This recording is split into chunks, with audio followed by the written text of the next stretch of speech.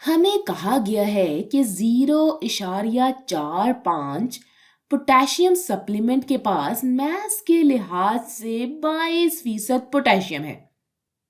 ये potassium chloride की सूरत में मौजूद है। पोटेशियम सप्लीमेंट में कितने ग्राम पोटेशियम है? तो क्यों ना अब ये वीडियो बंद करें और खुद से सोचें कि इसका जवाब क्या होगा। चले मैं आपको एक इशारा दे देती हूँ, मैं यहाँ पे आपको पीरियोडिक टेबल दे देती हूँ। चले अब मिलकर इसका जवाब ढूंढते हैं। देखें, हमारे पास पोटेशियम क्लोराइड का मोलर मास पहले से ही मौजूद है। अकेले पोटेशियम का मोलर मास 39 है। अब हम ये कैसे पता लगाएं कि पोटेशियम क्लोराइड के कितने ग्राम इसमें मौजूद हैं? अच्छा, मैं क्या कर सकती हूँ कि मैं इस पूरी मिकदार को 22 से ज़र दूंगी ताकि मुझे पोटेशियम की मिकदार मिल जाए, यानी पोटेशियम का मास मिल जाए। तो पोटेशियम का मास बराबर है 0.45 ग्राम ज़रबे 22%, जो के बराबर होगा 0.099 के। तो मेरे पास इतने ग्राम पोटेशियम है। इसको इस्तेमाल करते हुए मैं पोटेशियम के मोल्स निकाल सकती हूँ।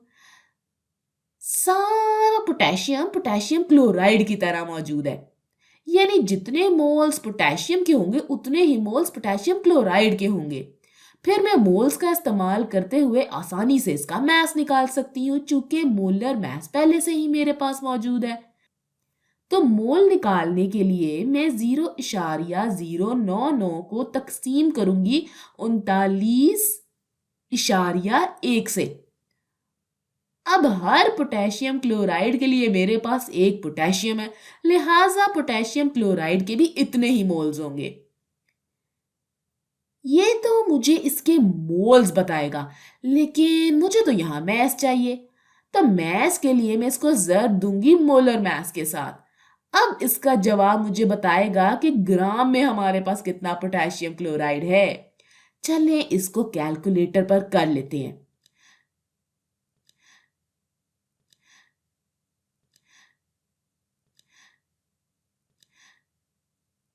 अच्छा, अब देखिए सवाल में हमारे पास 3, 3 और 4 सिग्निफिकेंट फिगर्स हैं। तो चूंकि हमने कम से कम सिग्निफिकेंट फिगर लेनी है तो मैं यहाँ पर 3 लूंगी। इस हिसाब से मेरा जवाब होगा 0.189 ग्राम पोटेशियम क्लोराइड।